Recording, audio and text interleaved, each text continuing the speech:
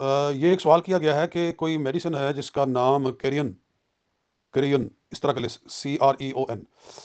تو یہ معلوم ہوا ہے کہ اس کے اندر پگ کے جسم کے کچھ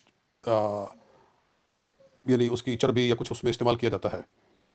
تو اس کو ڈاکٹر کی طرف سے پرسکرائب کیا گیا تھا اور ہم اس کو استعمال کرتے رہے، لیکن بعد میں ہمیں پتہ چلا کہ اس کے اندر حرام چیز یہ ڈالی گئی ہے.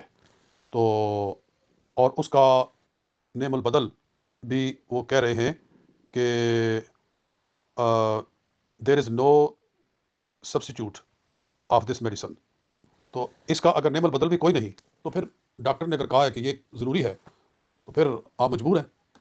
اور امر مجبوری وہ دوا استعمال کرنا جائز ہے جس کے اندر کوئی حرام چیز شامل ہو، جس کی دلیل وہ حدیث ہے کہ رسول اکرم علیہ الصلوۃ والسلام نے فرمایا تھا کہ کچھ لوگوں کو کہ وہ فلاں جگہ پر جاؤ، وہاں ہمارے صدقے کے اونٹ ہیں، وشربوا من البانہا و ابوالہا، اور وہاں جو اونٹ ہیں ان کا دودھ اور ان کا پیشاب پیو. تو وہ اس لیے تھا کہ حضور صلی اللہ علیہ وسلم جانتے تھے کہ ان کا علاج صرف اسی میں ہے اور کسی چیز میں نہیں ہے. تو عند العذر حرام دوا کا استعمال کرنا جائز ہے. السلام علیکم ورحمۃ اللہ.